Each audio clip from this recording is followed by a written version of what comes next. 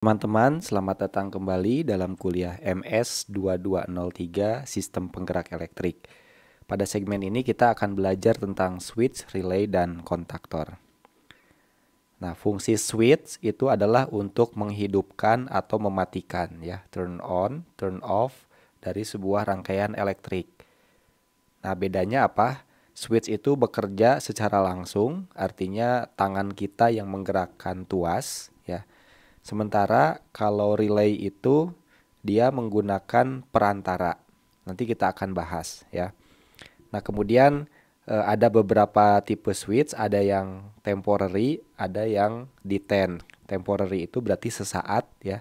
Kalau kita tekan maka dia on, kalau kita lepas dia off. Tapi ada yang detent. Detent itu kalau kita tekan dia akan on terus meskipun kita lepas. Nanti kita tekan lagi baru dia akan off. Kemudian ada kontaktor. Kontaktor ini mirip seperti halnya relay, tetapi biasanya kita gunakan untuk listrik 3 fasa. Baik, kita mulai dari switch dulu. Nah, di sini ada ilustrasi, ya, manual switch. Konstruksinya seperti ini. Jadi di sini ada tuas, ya. Di sini dinamakan operator, bisa digerakkan oleh tangan kita. Anda bisa lihat bahwa di sini ada 3 kaki, ya. Kita misalkan bahwa ini terhubung ke plus 12 volt, ya. Jadi tegangan 12 volt. Nah, kalau ini posisinya ke kiri seperti ini, maka Anda bisa lihat bahwa 12 volt ini akan tersalurkan kemari. Ya, jadi ini akan tersalurkan ke rangkaian yang ada di sana. Nah, kalau Anda misalkan punya lampu, ya, punya lampu, contoh seperti ini, saya gambarkan lampu dengan tanda X begini. Kemudian ini adalah ground, ya, atau 0 volt. Ini 0 volt. Maka lampu ini akan menyala, ya, karena 12 volt akan mengalirkan listrik kemari melalui lampu hingga ke 0 volt. Nah, kalau Anda putar tuas ini ke arah kanan, ya, maka ini akan menekan bagian ini sehingga 12 volt itu akan tersalurkan kemari, ya. Dan yang ini akan putus. Jadi kalau Anda dorong ini ke arah sana, maka lampu ini akan mati, ya. Nah, sebaliknya kalau Anda pasang lampu di sisi yang ada di sisi kiri, ya, di sisi kiri sini seperti ini. Jadi pada kondisi seperti ini tuasnya 12 volt ini mengalir ke sana, ini on, ya, sedangkan ini off. Tapi kalau Anda putar kemari, maka ini akan menjadi off, begitu, ya. Begitu, yang ini akan menjadi on. Jadi cara Anda memasang lampu dengan saklar ini atau switch akan menentukan kondisi on off dari lampu tersebut. Oke. Nah, kemudian di sini ada switch yang bisa digerakkan oleh sistem mekanikal. Misalkan Anda punya pintu otomatis, ya. Nah, pintu otomatisnya itu misalkan pintu geser, kemudian di sini ada roller, ya, ada roller yang menempel ke pintu. Jadi Anda bayangkan ini pintu begitu, ya. Kemudian pintunya bergeser ke sana, nanti roller ini bisa menekan tuas ini, ya. Nah, jadi tidak selalu switch itu digerakkan oleh tangan, bisa jadi oleh sistem mekanik lainnya. Nah, cara kerjanya bagaimana? Anda perhatikan ini namanya common, ya. Seperti halnya ini yang tengah itu adalah common. Common ini biasanya, ya, kita hubungkan ke tegangan sumber. Kita sebut saja ini tegangan sumbernya adalah 12 volt, ya. Nah, 12 volt ini saya pilih karena biasanya di kendaraan pada umumnya tegangan listrik yang digunakan adalah 12 volt. Kalau di industri biasanya 24 volt. Nah, dalam kondisi seperti ini, dalam kondisi normal, artinya normal itu tidak ada sesuatu yang menekan tuas, maka 12 volt ini akan terhubung ke NC. NC itu adalah normally closed, ya. Jadi ini normally closed. Dalam kondisi normal dia tertutup. Artinya begini, kalau Anda punya lampu di sini, nah, lampu seperti ini. Dalam kondisi normal, normal itu artinya tidak ada sesuatu yang menekan tuas, maka ini akan on. Ya, rangkaiannya close, tertutup. Jadi kalau Anda misalkan ini adalah baterai begitu ya. Saya ganti supaya Anda lebih terbayang. Saya ganti ini dengan baterai. Ya, saya hapus dulu. Nah, seperti ini. Saya ganti dengan baterai 12 volt seperti ini. Tuh, ya. Jadi rangkaiannya tertutup, makanya closed, ya. Dalam kondisi normal akan close. Tapi kalau ini Anda tekan tidak normal begitu ya, ini akan putus, akan mati, ya.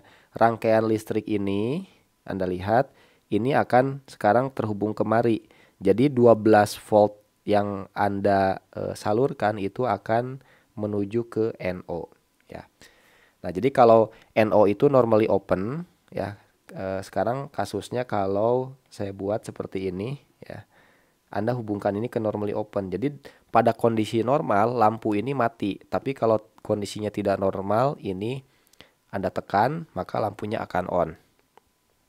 Perlu diingat, NO dan NC tidak pernah berubah. Artinya begini, sering terjadi kesalahan, ya, kesalahan memahami. Ini dinamakan NO, ya. Nah, ketika Anda tekan, ya, ini akan mengayun ke sana, ya, sehingga listrik itu mengalir melalui NO. Dan Anda harus ingat, NO ini namanya akan tetap NO, ya, bukan berarti ini menjadi NC, ya. Jadi NO ini tetap NO, hanya saja kondisinya tidak normal. Tidak normal itu ada gaya yang mendorong tuas ini ke bawah, ya, sehingga NO ini sekarang menjadi bertegangan listrik 12 volt. Nah, ini disebutnya single pole, single throw, ya. Single pole itu berarti satu pole. Anda lihat, sekarang saya pisahkan lagi tegangannya, ya. Ini saya delete. Nah, common ini bisa dihubungkan ke, sebut saja plus 12 volt, ya. Nanti NONC-nya silahkan ke lampu, kemudian ke ground. Nah, ini disebut single pole karena Anda hanya bisa menyalurkan satu jenis tegangan ke NO atau NC, ya, yaitu 12 volt. Ya, selain itu mati atau 0 volt, ya. Anda tidak bisa memberikan tegangan, sebut saja Anda punya sumber lain misalkan plus 24 volt, Anda tidak bisa menghubungkannya ke NO atau ke NC. Nah, itu disebutnya single pole, jadi tunggal. Nah, single throw itu menggambarkan bahwa lengan ini hanya bisa mengayun satu arah. Nah, ini ya, jadi lengan ini hanya bisa mengayun ke arah bawah. Itu single throw. Nah, ada yang namanya single pole double throw. Ya, Anda perhatikan yang ini, yang di bawah ini, ya. Single pole itu berarti ini hanya bisa satu jenis sumber tegangan. Nah, ini misalkan plus 12 volt, tidak bisa yang lain. Nah, Anda punya dua buah NO. NO1, NO2, normally open 1, normally open 2. Jadi nanti tuas ini akan punya 3 posisi, ya. Posisi seperti ini, keduanya off, ya, tidak terhubung ke 12 volt. Tapi Anda perhatikan kalau ini posisinya seperti ini, maka NO1 akan menjadi plus 12 volt, ya. Sebaliknya kalau posisinya ke bawah seperti ini, maka NO2 akan menjadi 12 volt, ya. Jadi ada 3 posisi. Posisi off, kemudian ada on 1, ada on 2. Nah, itu disebutnya double throw. Jadi arah ayunannya itu 2 buah, ya. Atau posisi on-nya itu ada 2 buah. Tetapi ini masih single pole, artinya hanya ada satu tegangan. Nah, nanti Anda perhatikan di paling kanan ini ada yang double pole single throw. Kenapa double pole? Karena Anda lihat common-nya itu ada common 1, common 2. Saya misalkan common 1 ini adalah plus 12 volt, sedangkan yang ini adalah plus 24 volt. Tuh. Jadi nanti kalau ini tuasnya Anda biarkan, ya, maka 12 volt ini akan terhubung ke NC1, 24 akan terhubung ke NC2, ya. Normally close-nya juga ada 2. Jadi pada kondisi normal Anda tidak menekan tuas ini ke bawah, tegangan NC1 adalah 12 volt, tegangan ini adalah 24 volt. Nah, begitu Anda tekan ini ke bawah, maka NC1 dan NC2 itu akan menjadi 0 volt. Lalu NO1 itu akan menjadi berapa? Menjadi 12 volt ya. Kemudian NO2-nya akan menjadi 24 volt. Jadi Anda bisa mengoperasikan dua alat yang berbeda yang kebutuhan tegangan listriknya berbeda. Misal, Anda mau menghidupkan lampu satu seperti ini, dia kebutuhannya 12 volt, itu bisa. Kemudian lampu lain itu kebutuhannya adalah 24 volt ya. Atau bahkan mungkin tegangan listrik tinggi 220 volt AC misalkan ya. Jadi Anda bisa menghidupkan keduanya secara bersamaan hanya dengan menggunakan satu aksi. Nah, ini disebutnya double pole ya. Double pole gampangnya commonnya ada dua. Kemudian single throw karena arah ayunannya satu ke bawah. Baik. Nah, ini contoh penggunaan ya dari switch yang biasa kita gunakan. Di sini ada lampu 100 watt ya, atau lebih kecil juga boleh, dan ini adalah sumber listrik jala-jala 115 volt ya. Ini agak aneh ya, bukan 220, tapi di beberapa tempat di beberapa negara masih ada. Kemudian ini 60 Hz frekuensinya ya. Nah, jadi cara kerjanya bagaimana? Ini posisi off ya. Jadi listrik, Anda lihat listrik ini, kita misalkan saja ini sedang positif, ini sedang negatif ya. Maka listrik akan berusaha menuju negatif, tetapi di sini terputus sehingga tidak ada aliran listrik di lampu. Lampu ini mati. Nah, ketika ini Anda ayunkan ke arah atas atau ke bawah dulu lah ya, ke bawah dulu seperti ini. Nah, maka listrik itu akan mengalir kemari ya. Nah, dari B ke C ke lampu dengan daya penuh. Nah, jadi ini akan menyala dengan daya 100 watt ya. Nah, tapi kalau Anda ayunkan ini ke arah atas ya. Nah, ini saya ayunkan ke atas seperti ini ya, switchnya. Maka listrik itu hanya bisa mengalir melalui lintasan ini. Anda perhatikan, ini kemari ya, ini kemari tuh ya. Nah, jadi ini listrik akan mengaliri lampu ini ya. Lampu ini menyala. Itu kalau ini sedang positif, ini sedang negatif. Tapi suatu saat ya, karena ini AC akan berbalik polaritas, ini akan menjadi positif, ini akan menjadi negatif. Listrik akan berusaha mengalir ke arah sebaliknya lewat lampu ya, melewati dioda. Tapi Anda ingat, dioda itu akan memblok arus yang arahnya mundur. Nah, jadi sifat alami dioda ini adalah dia mengalirkan listrik ke arah kiri ya, dari anoda ke katoda, tetapi dia tidak bisa mengalirkan listrik dalam arah sebaliknya ya. Nah, dari sini apa yang terjadi? Maka siklus listrik positif seperti ini ya, positif itu akan menyebabkan lampu nyala.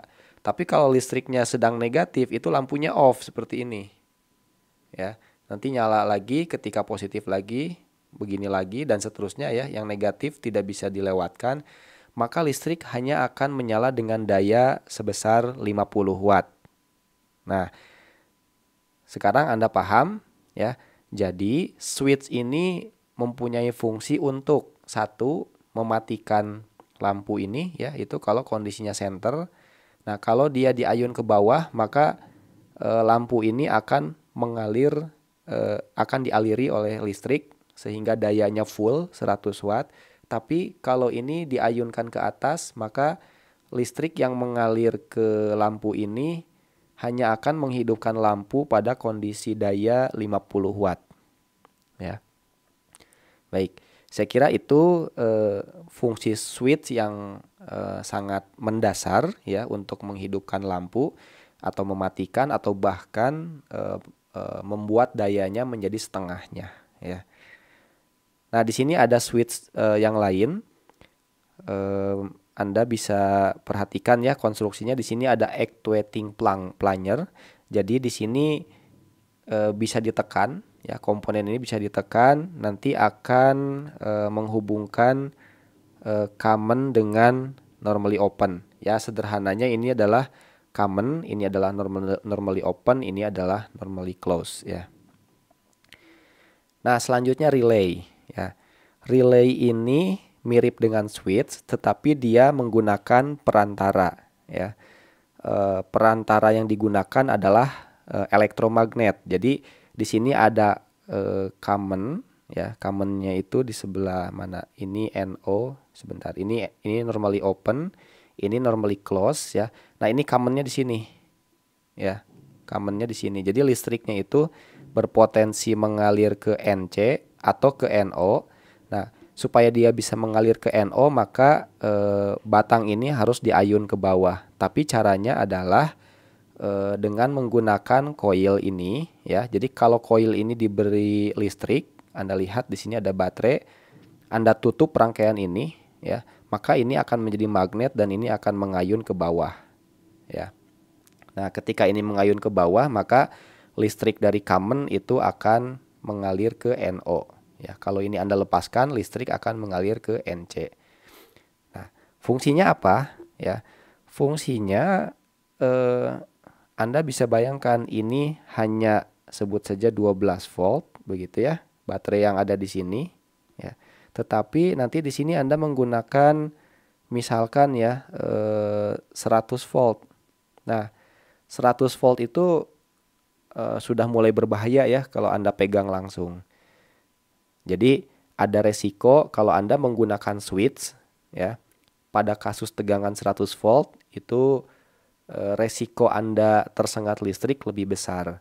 Nah, kalau pakai relay itu resikonya akan lebih kecil ya. Itu salah satunya gitu ya. Nanti untuk keperluan lain bisa digunakan untuk kontrol tapi tidak kita bahas di sini ya. Oke. Nah, ini di kanan ini adalah kondisi di mana ini sedang ditutup ya, switch yang ada di sini sehingga ini menjadi magnet dan ini akan mengayun ke bawah, maka common ini akan terhubung ke NC. Nah, ini bentuk fisiknya ya. Jadi kalau Anda perhatikan ini adalah lengan yang mengayun ya. Kemudian ini adalah coil elektromagnetik. Ini bentuk fisiknya ya, ada yang seperti ini. Ini biasanya kalau Anda lihat ini 14 volt DC ya.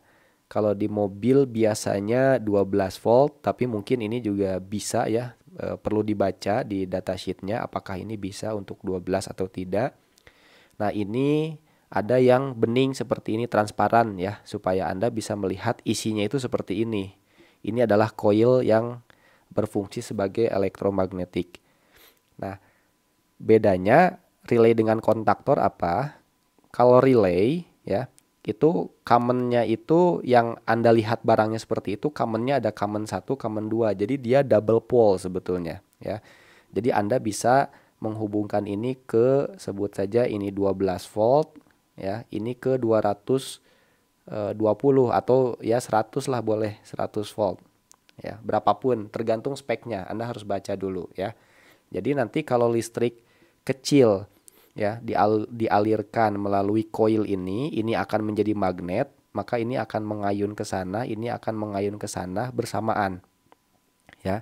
Jadi A1 ini akan menjadi plus 12, A2 akan menjadi plus 100 volt. Nah, dari sini Anda lihat ini adalah double pole. Nah, di sini ada yang triple pole ya. Triple pole ini berarti dia ada 3.